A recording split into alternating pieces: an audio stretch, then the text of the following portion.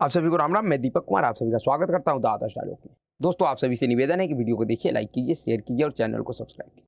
दोस्तों, अपने आप को लोकतंत्र का ठेकेदार कहने वाले लोग, अपने आप को लोकतंत्र और संविधान का रक्षक कहने वाले लोग इस तरीके से सरेआम संविधान और लोकतंत्र का हत्या कर रहा है, उसका मजाक उड़ा रहा है, उसका जीता जागता उदाहरण पिछले कुछ दिनों से इस देश में देखा जा रहा है कि किस तरीके से पहले सिर्फ सरकार से और सत्ता से सवाल पूछने के कारण बिहार के चर्चित पत्रकार मनीष कश्यप को तेजस्वी प्रसाद यादव ने गिरफ्तार करवाया। इस तरीके से उस व्यक्ति के ऊपर एनएसए जैसे राष्ट्रद्रोह जैसे कठोर कानून धारा उस पर लगवाया। उसी तरीके से कल 2 दिन पहले इस देश में एक और बड़ा घटना हुआ है और जिसने इस घटना को अंजाम दिलवाया है, उस व्यक्ति का नाम है अरविंद केजरीवाल और भगवंत मान। अरविंद केजरीवाल ने अपने भगवंत मान के द्वारा उसी तरीके का काम किया है जिस तरीके का काम बिहार में तेजस्वी प्रसाद यादव ने किया था।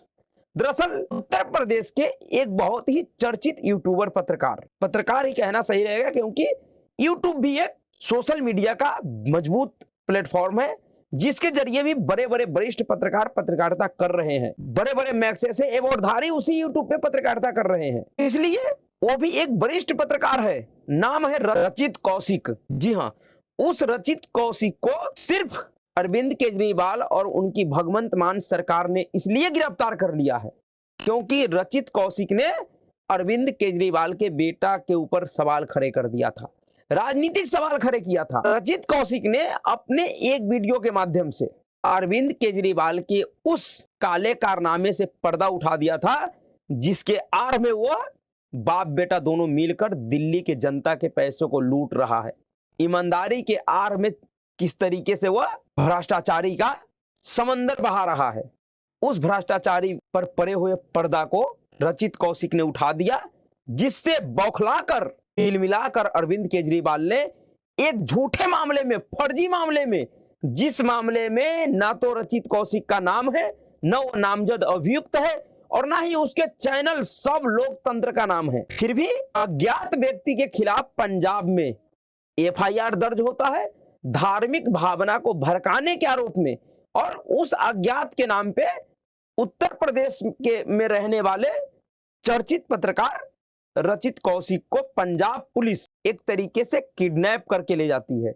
और उस समय जब वह व्यक्ति एक शादी समारोह में शामिल होकर वापस आ रहे होते हैं, उनके पूरे परिवार के सामने से बीच रास्ते से जैसे किसी आतंकवादियों को उठाया जाता है, सेम रचित कौशिक के साथ वही सब हो रहा है जो बिहार के चर्चित पत्रकार मनीष कश्यप के साथ हुआ था। जिस तरीके से मनीष कश्यप को एक आतंकवादी के तरीके से बिहार पुलिस ने और तमिलनाडु पुलिस ने ट्रीट किया था, उसी तरीके से रचित कौशिक के साथ इस समय पंजाब पुलिस कर रही है। गिरफ्तारी के समय ना तो उन्होंने कोई वारंट दिखाया उनके परिवार को, ना ही कुछ भी। इस समय सोशल मीडिया पे पुलिस की तरफ से भी सफाई आ रहा है कि हमने सभी को जानकारी दिया था, लेकिन जैसा रचित कौशिक जी के परिवारजनों का कहना है कि उनको किसी भी तरीके का कोई वारंट नहीं दिखाया गया। बीच रास्ते से रचित कौशिक को रास्ते में रोककर गाड़ी से जबरन सिविल ड्रेस में आए हुए पंजाब पुलिस के जवानों ने रात को 12-1 बजे उठाकर ले गया। और ये सब वही लोग हैं, ये वही गैंग है, चाहे अरविंद केजरीवाल हो, तेजस्वी यादव हो या फिर अन्य मोदी विरोधी दल हो, ये सब के सब इस देश के लोगों को पिछले 10 सालों से ये समझा रहा है कि हम इस देश में संविधान और लोकतंत्र का रक्षा करेंगे, हम इस देश में संविधान बचाने के लिए लड़ रहे हैं, हमें संविधान को बचाना है, हमें इस देश के लोकतंत्र को बचाना है। लेकिन इन लोगों का कथनी और करनी में कितना बड़ा फर्क है कि एक तरफ कहते हैं कि हम लोकतंत्र को बचाएंगे और दूसरी तरफ उसी लोकतंत्र के में रहने वाले लोग लोकतांत्रिक तरीके से इन नेताओं के काले कारनामों के लिए कोई सवाल पूछ लेता है तो उसको ऐसे गंभीर धाराओं में मुकदमा दर्ज करवाकर उठा लेते हैं, गिरफ्तार करवा लेते हैं, जिसमें जमानत मिलना मुश्किल हो जाता है। जितने भी ये लोकतंत्र के नाम पे ठेकेदारी करने वाले लोग हैं पूरे देश में, वो सब के सब मोदी विरोधी दल ही है और मोदी विरोधी दलों का ही ये लोकतंत्र बचाने के आड़ में यह एजेंडा चला रहे हैं कि किस तरीके से उन सभी पत्रकारों के खिलाफ कार्रवाई हो जो इनसे सवाल पूछता है, चाहे किसी भी, आप यूट्यूबर्स को छोड़ दीजिए, मेन जो टीवी मीडिया है उनके भी कई एक पत्रकारों के साथ इसी तरीके का काम हो चुका है, इसी तरीके से उनके खिलाफ कार्रवाई हुआ है। लेकिन वो सब बड़े पत्रकार है, बड़े संस्थान में काम करते हैं, तो उन लोगों तक पुलिस इतनी आसानी से नहीं पहुंच पाया। प्रयास तो बिल्कुल हुआ। कांग्रेस 2 राज्यों में सरकार था, छत्तीसगढ़ और राजस्थान, दोनों ही राज्यों से कांग्रेस पार्टी के इशारे पे उन राज्यों की पुलिस बड़े टीवी संस्थान के पत्रकारों को अरेस्ट करने के लिए उत्तर प्रदेश आ चुके थे। किस तरीके से जब महाराष्ट्र में इसी लोकतंत्र के फर्जी ठेकेदारों का जब सरकार था, महाविकास अघाड़ी का, उस समय देश के सबसे प्रतिष्ठित और प्रमुख पत्रकार, editor in chief Republic Bharat के अर्नब गोस्वामी को किस तरीके से आतंकवादियों के तरह गिरफ्तार किया गया उनके घर से, और फिर ये सब कहते हैं कि हम लोकतंत्र को बचाएंगे, हम संविधान को बचाने आए हैं। ऐसे संविधान बचाएंगे? किसी मनीष कश्यप पे एनएसए लगवा के, किसी रचित कौशिक पे धार्मिक भावना आहत करने का आरोप लगाकर, क्योंकि इन्होंने आपसे सवाल पूछा है। और रचित कौशिक ने पूछा क्या था अरविंद केजरीवाल से, उसको भी देखना चाहिए। क्या अरविंद केजरीवाल और उनके भ्रष्टाचार के खिलाफ अब बोलना, उनके भ्रष्टाचार का पोल खोलना, क्या धार्मिक भावना भड़काने के बराबर है? अरविंद केजरीवाल के नेता है या कोई भगवान है या किसी विशेष धर्म का गॉडफादर है? क्या है ये?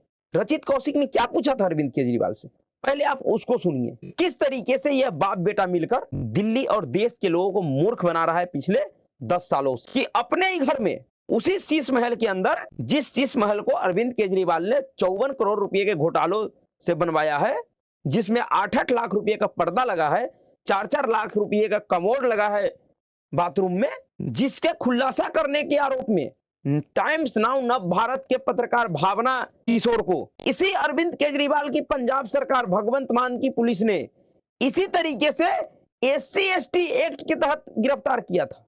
SC/ST एक्ट का मुकदमा लगाकर, धर्म जाति विशेष के खिलाफ दुष्प्रचार करने का मुकदमा लगाकर उसी भावना किशोर को, उनके कैमरामैनों को, किस लिए? कि उसने इनसे शीश महल के ऊपर सवाल पूछ लिया था, उसके लिए। और उसी तरीके से इस बार रचित कौशिक इनके बाप बेटों के काले करतूत के लिए पूछ लिया, तो रचित कौशिक के ऊपर भी उसी तरीके का षड्यंत्र। किसने भावना भड़का दिया किसी का, किसी धर्म विशेष के लिए कुछ गलत कह दिया। अरे कहा क्या है ये भी तो बताओगे? कहां है इसका कोई वीडियो? किस वीडियो में रचित कौशिक ने किसी विशेष समुदाय को कुछ कहा है जिससे उनकी भावना आहत हो गई? अगर भावना रचित कौशिक के वीडियो से आहत हुआ है तो फिर रचित कौशिक का FIR में नाम क्यों नहीं है? वारंट तो आपने निकलवा लिया, क्योंकि आपका सरकार है पंजाब में। जिस तरीके से पंजाब में माहौल है कि कोई खालिस्तानी आतंकवादी आकर बड़ा चेहरा बन जाता है, बड़ा आंदोलन चला लेता है, पूरे थाने को घेर लेता है, पूरे थाने को एक तरह से हाईजैक कर लेता है, ऐसे स्थिति में वहां पे वारंट बनवाना कौन सी बड़ी बात है किसी के खिलाफ? पहले सुनिए कि रचित कौशिक ने क्या कहा था, फिर आप खुद तय कीजिए कि क्या इस तरीके के बातों से भी किसी धर्म का भावना भड़क सकता है, उसका भावना आहत हो सकता है। टॉपर तो कोई और ही लड़का था, अपने से 2 साइज बड़ी सस्ती सी शर्ट पहना हुआ पुलकित केजरीवाल। फोटो में पैर दिख नहीं रहे, लेकिन आई एम डैम श्योर सरजी की तरह चप्पल ही पहनकर आया होगा। अगर आप सोच रहे हैं कि स्टूडेंट ही तो है, चाहे IIT दिल्ली में ही क्यों ना पढ़ता हो, तो आपको बता दें कि पूत के पांव तो पालने में ही दिख जाते हैं।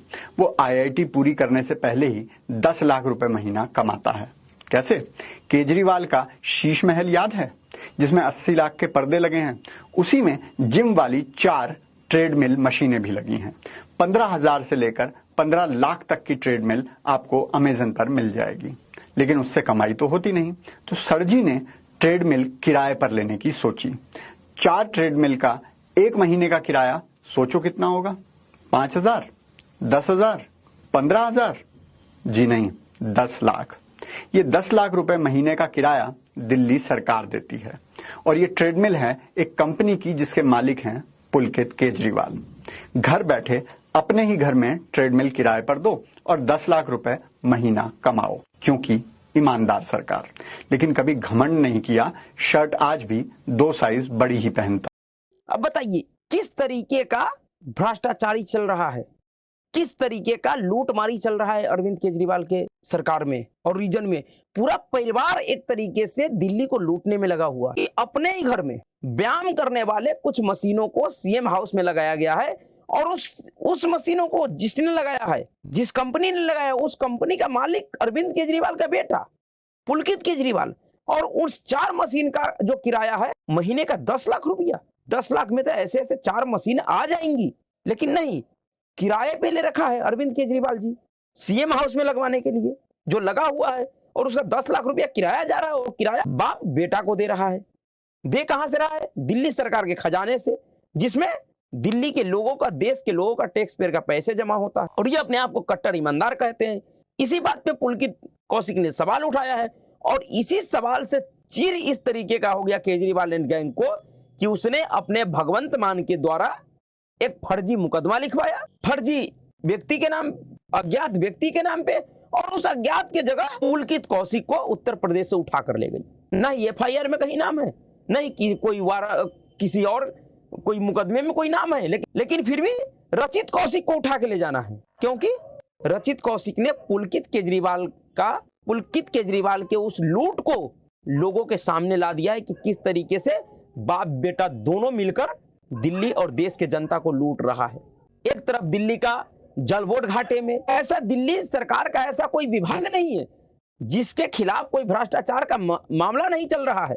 दिल्ली के लोगों को दवाई नकली, उनका टेस्ट फर्जी, हर चीज फर्जी, लेकिन बेटे के कंपनी को 10 लाख रुपए महीना, वो भी सिर्फ 4 ट्रेडमिल के लिए। जो व्यक्ति 54 करोड़ रुपए का शीश महल बनवा लिया, वह व्यक्ति अपने उस घर में लगवाने के लिए 4 ट्रेडमिल किराए पे ले रखा है एक प्राइवेट कंपनी से, जिस कंपनी का मालिक उसका बेटा है। और उसके लिए सवाल पूछ दिया रचित कौशिक ने, तो उसको एक फर्जी व्यक्ति के फर्जी मुकदमे के आधार पे उसमें उसको गिरफ्तार कर लिया, नॉन बेलेबल वारंट जारी करवा दिया उसके खिलाफ और उसे उठा कर ले गई। इस तरीके का मजाक बना दिया इन लोगों ने।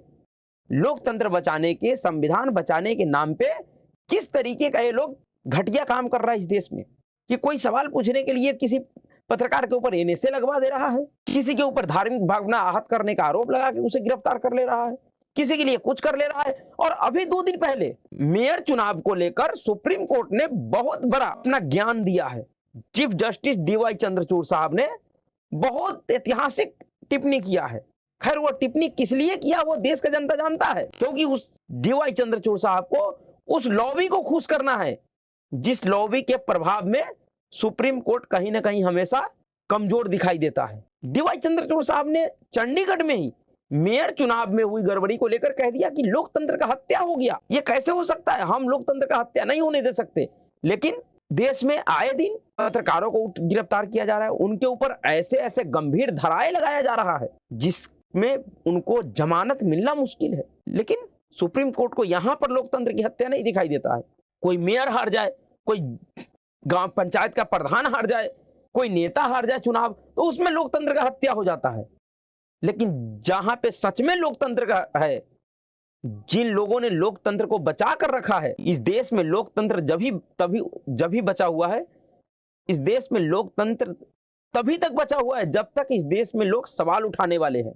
जो सवाल उठाते, उनका सवाल किसी भी तरीके का हो सकता है गलत हो, सही हो, वो बात की बात है, लेकिन वो अपने हिसाब से सवाल तो उठाते हैं। उनको जो समझ में आता है उसी तरीके से सवाल उठाते हैं। कम से कम सवाल उठाते तो हैं।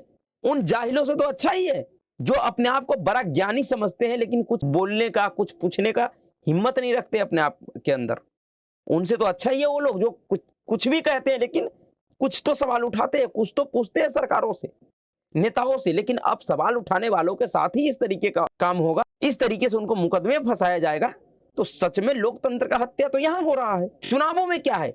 चुनाव तो इस समय पूरा पैसों का खेल बन गया है, एक व्यापार बन गया इस देश में। एक एक गांव का प्रधान सिर्फ प्रधान का चुनाव जीतने के लिए 1-1 करोड़ रुपया खर्च कर रहा है। किस लिए? वो जनता की सेवा के लिए कर रहा है? नहीं। कोई भी व्यक्ति एक ग्राम का प्रधान बनने के लिए अगर 1-1 करोड़ रुपया खर्च कर रहा है तो उसका नियत किसी भी तरीके से जनता का सेवा नहीं हो सकता है। उसके पीछे का उसका नियत अलग ही है, जिसे पूरा देश समझता है, हर एक व्यक्ति समझता है। उसमें कुछ गड़बड़ी हो गया तो लोकतंत्र का हत्या हो गया। और पत्रकारों के ऊपर, सवाल पूछने वालों के खिलाफ जो सही तथ्यों के आधार पर पूछ रहा है। अगर वो कोई भ्रामक कुछ पूछ रहा हो, कुछ गलत पूछ रहा हो, कोई षड्यंत्र कर रहा हो देश के खिलाफ, किसी राज्य के खिलाफ, किसी सरकार के खिलाफ, तो एक अलग बात है। अगर कोई अपराध करेगा तो उसको सजा उसे मिलेगा, मिलना भी चाहिए। लेकिन सिर्फ सवाल पूछने के लिए इस तरीके का कार्रवाई, और फिर भी देश का न्यायाधीशों के ऊपर कोई फर्क ही नहीं पड़ता है। अब जब ये रचित कौशिक जब सुप्रीम कोर्ट जाएंगे तो यही माननीय न्यायाधीश कहेंगे क्या तुम तो एक यूट्यूबर हो, तुम्हारा क्या अधिकार है सवाल पूछने का, तुमने सवाल कैसे पूछ लिया, तुम्हें हम राहत नहीं देंगे। क्योंकि सुप्रीम कोर्ट में राहत तो उन्हीं को मिलेगा जिसके पास कपिल सिब्बल होगा, अभिषेक मनु सिंह भी होगा। और गारंटी से अगर यह रचित कौशिक का केस सुप्रीम कोर्ट गया तो रचित कौशिक के खिलाफ सुप्रीम कोर्ट में वही वकील होंगे जिसका प्रभाव सुप्रीम कोर्ट में चलता है। चाहे वो कपिल सिब्बल भी हो सकता है, अभिषेक मनु सिंह भी हो सकता है, प्रशांत भूषण भी हो सकता है, या इस गिरोह के जितने वकील है इसी में से कोई ना कोई उसके खिलाफ होगा, उसके पक्ष में कोई नहीं होगा। क्योंकि रचित कौशिक को गिरफ्तार अरविंद केजरीवाल ने करवाया है, और अरविंद केजरीवाल इस समय मोदी विरोध के नाम पे सबसे प्रमुख चेहरा है। अरविंद केजरीवाल से इस देश के उस सभी एजेंडाधारियों को एक उम्मीद है, शर्म आनी चाहिए ऐसे लोगों को। बाकी अगर इस देश के सुप्रीम कोर्ट को, माननीय न्यायाधीशों को, चीफ DY चंद्रचूड़ साहब को अगर लोकतंत्र का चिंता है तो उनको ऐसे ऐसे मसले पे भी ध्यान देना चाहिए कि किस तरीके से सवाल उठाने वालों को आवाज को दबाया जा रहा है, एक तरह से उसका गला घोटने का प्रयास किया जा रहा है। चाहे वो मनीष कश्यप हो या रचित कौशिक हो या और अन्य तरह का कोई भी व्यक्ति हो जो सरकार से सही तथ्यों पर सवाल पूछता हो, फिर भी उसके खिलाफ इस तरीके का कार्रवाई हो रहा हो। तो और इस देश के लोगों को समझना चाहिए कि जब अरविंद केजरीवाल के पास सिर्फ एक राज्य का पुलिस है तब अरविंद केजरीवाल इतना कर सकता है। तो जिस दिन उसके पास पूरा देश का सिस्टम होगा, पूरे देश का पुलिस उसके अंडर होगा, तो फिर वो व्यक्ति क्या करेगा। कोई इस देश में स्वतंत्र रूप से बोल सकता है? अनेकों उदाहरण दिए हैं अरविंद केजरीवाल ने, चाहे वो तेजिंदर सिंह पाल बग्गा हो। पंजाब में सरकार बनते ही जो सबसे पहला कार्रवाई अरविंद केजरीवाल और भगवंत मान की पुलिस ने किया, वह किसी अमृतपाल सिंह के खिलाफ नहीं किया, वह तेजिंदर सिंह बग्गा के खिलाफ किया, वह कुमार बिस्वास के खिलाफ किया। तो इस देश के लोगों को समझना चाहिए कि लोकतंत्र के नाम पे, संविधान के नाम पे जो घूमने वाले दो कौड़ी के दलाल हैं, जिनके हाथ में और जुबा पे संविधान और लोकतंत्र होता है और दिल में कुछ और, ऐसे लोगों को पहचानिए, ऐसे लोगों को नंगा कीजिए। और मेरा तो अपील है, जितने भी बड़े बड़े यूट्यूबर्स हैं, जो लोग पुराने हैं इस क्षेत्र में, जो बड़े बड़े वरिष्ठ पत्रकार हैं, बड़े बड़े प्रभावशाली लोग हैं, उन सभी लोगों को मिलकर एक कोई ऐसा सिस्टम, एक मैकेनिज्म तैयार करना चाहिए जिसके जरिए यूट्यूबर्स भी अपना कोई एक संगठन बना सके। उस संगठन का कोई एक प्रमुख हो जो ऐसे ऐसे कार्रवाइयों के ऊपर आवाज उठा सके, ऐसे कार्रवाइयों में फंसे हुए लोगों का सहायता करे और उनके लिए देश के न्यायालयों में उनका पक्ष रखे, उनके तरफ से केस लड़े और ऐसे ऐसे दो कौड़ी के लोकतंत्र के ठेकेदारों को नंगा करे। जिस तरीके से पत्रकारों के लिए एडिटर गिल्ड्स ऑफ इंडिया है, प्रेस क्लब ऑफ इंडिया है, इस तरीके से यूट्यूबर्स वर्ग के लिए भी कुछ ऐसी व्यवस्था होना चाहिए।